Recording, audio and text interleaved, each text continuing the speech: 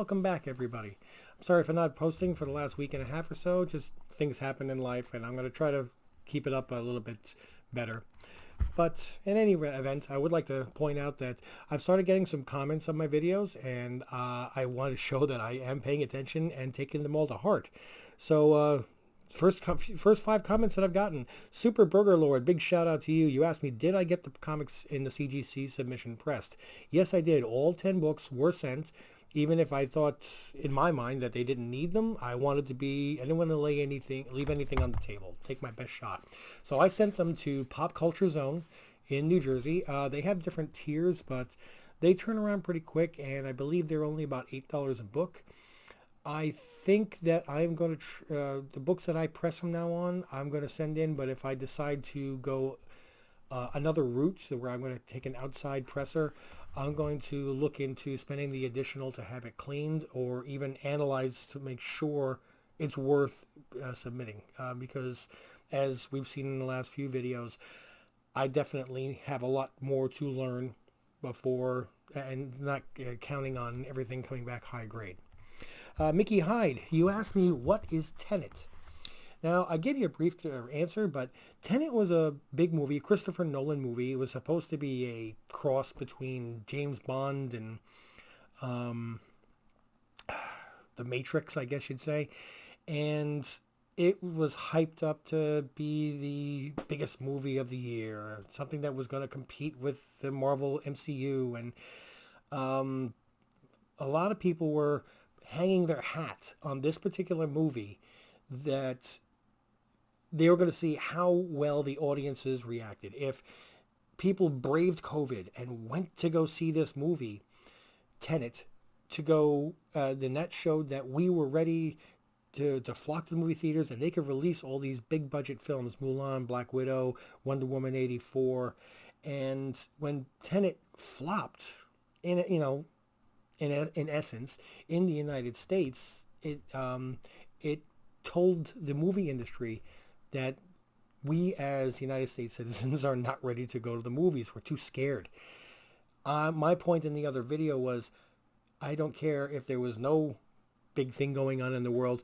Tenet was not on my radar, nor anybody that I know that wanted to see this movie. And I thought that they should use a movie that really is on everybody's radar as your litmus test.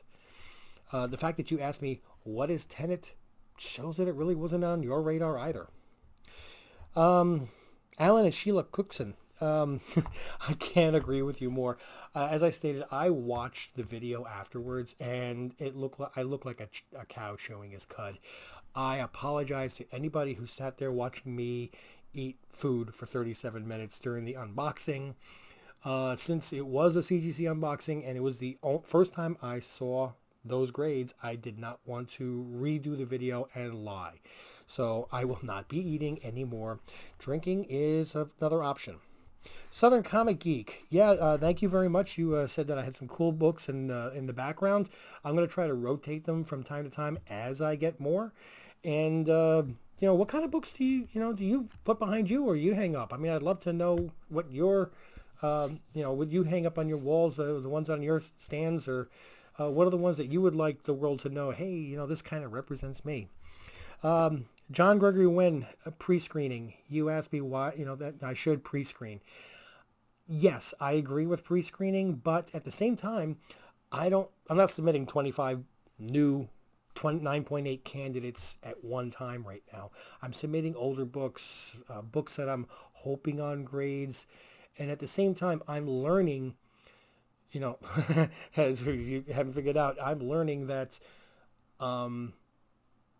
these are the things that I looked at a book and said, I think this is a great book. And it comes back and it's not. And I'm like, oh, I should have seen this. I should have seen this. I should have used my my UV light.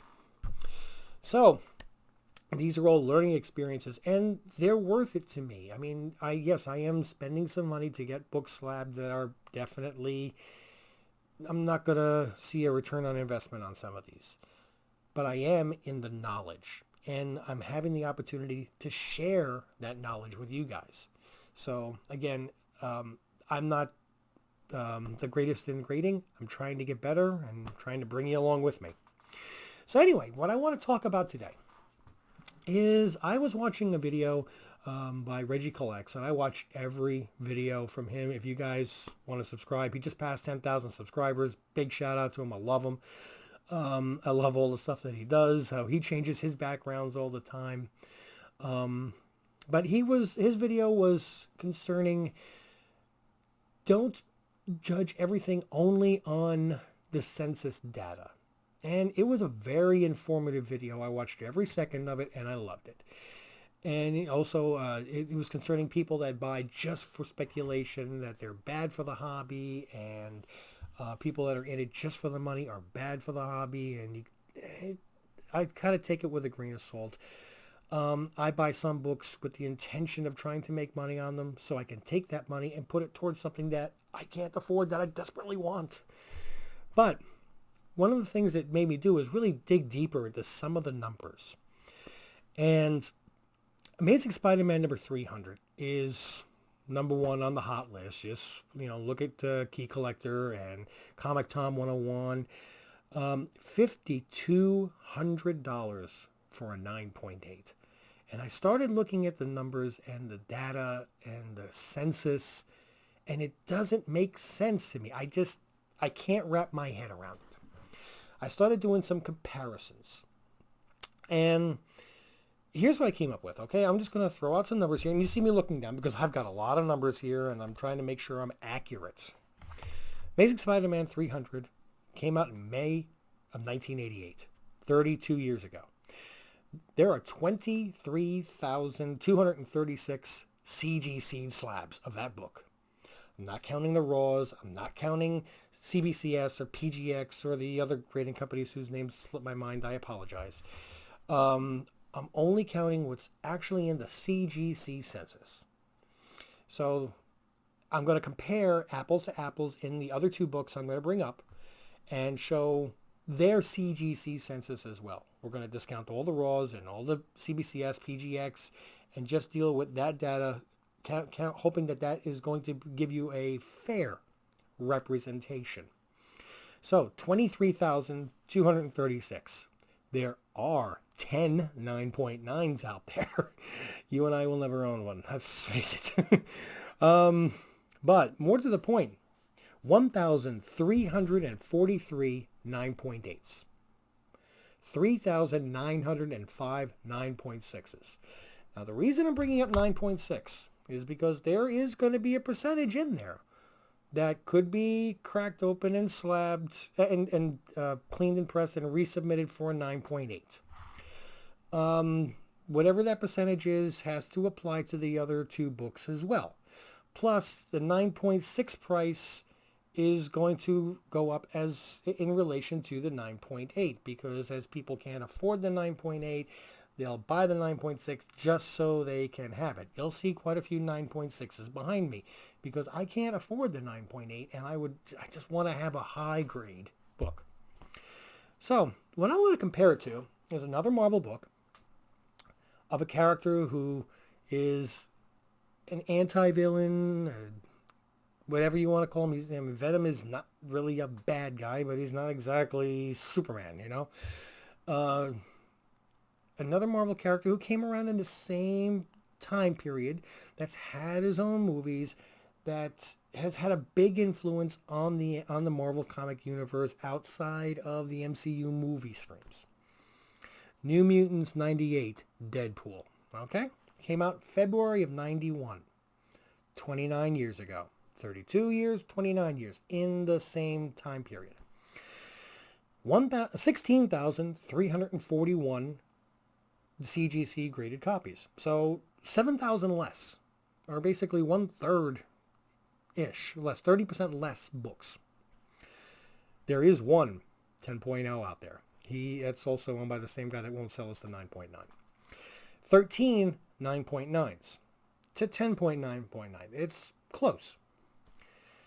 3,819 9.8s. Now on that one, there's 3 times as many Deadpools as there is Amazing Spider-Man 300 in a 9.8 grade.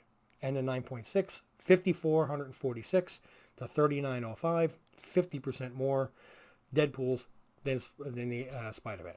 So we're looking at, say, 3 times as many Deadpools. Deadpools had 2 different movies. I know that, everything's been venomized. Well, Deadpool actually had a time period where he crashed the cover of practically every Marvel comic book. He is just as crazy and popular a character in my mind. Do you disagree? Please comment. So, 3 times as many, it should be 1/3 the price. Well, looking at the sold items recently on eBay, just as a guide, they're selling for about $1,100, or 1/5 the price of an ASM 300. Okay, so let's try something a little different. Let's go to another comic book company, popular comic book company. Well, Marvel's biggest character, most well-known, is Spider-Man. Let's go to DC.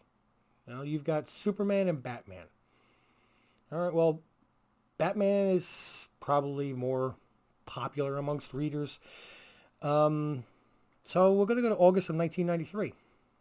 Batman Adventures number 12. First appearance of Harley Quinn. So now we're looking at a 27-year-old book. Still, within 5 years. Okay, we're not talking about something that came out a year ago, 3 years ago. We're talking about something that's more than 25 years. It's had its cultivation period, its growth period. 5,893 graded copies. Almost 1/5. 1/4. A quarter of the copies in slabs. No 9.9s. So 9.8 is the highest grade. 908 9.8s. That's less than 1,343. It's 40% less. 9.6, 1,410. So almost 1/3 the amount of 9.6s.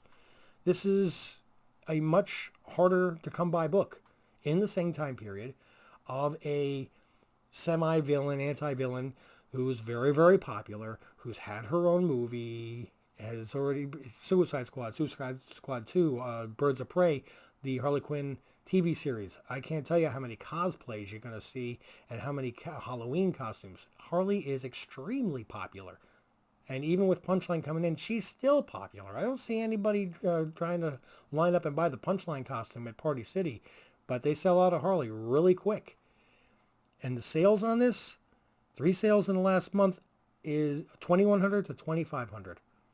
Half the price. Now, does this mean that ASM 300 is overpriced? We can't say that, because there are people out there spending $5,000 on this. They have the cash in their pocket, and to them, the book is worth more. I don't understand how they have so many copies and it could get up that high. Is it because it's McFarlane's art? I don't think so. Personally, McFarlane is a great artist, no doubt. I love his art, always have. I mean, blew me off the page. The first time I saw his art, I went, whoa, who drew that? I remember when I was a kid, I saw it. But it's not his first art. He's been drawing the book for a while. Venom is not really he's not on the cover. Deadpool's on the cover. Harley is on the cover, and those usually have big impacts on the price. What I personally think is not so much the fact that ASM 300 is overpriced. I think that is what our market, as crazy as it is lately, is willing to pay. Rather, I think that characters like Deadpool and Harley Quinn may actually be underpriced. Now, am I telling everybody to run out and buy it? No, I'm telling you, do your own homework and take from this video what you will. Hopefully, I kept your interest on this. I'd love it if you subscribe, comment, and like. I really want to grow the channel. Let me know what you think. Do you think that I'm crazy in thinking that Harley and Deadpool are underpriced? And maybe Spider-Man's overpriced and it's somewhere in the middle? Does the entire market still have a long way to go? Are we going to be crashing down? Tell me what you think. I would love to know. And in the meantime, though, thank you so much for spending this time with me. And I love the fact that you watch this, and hopefully you like and subscribe. And You guys have a wonderful evening.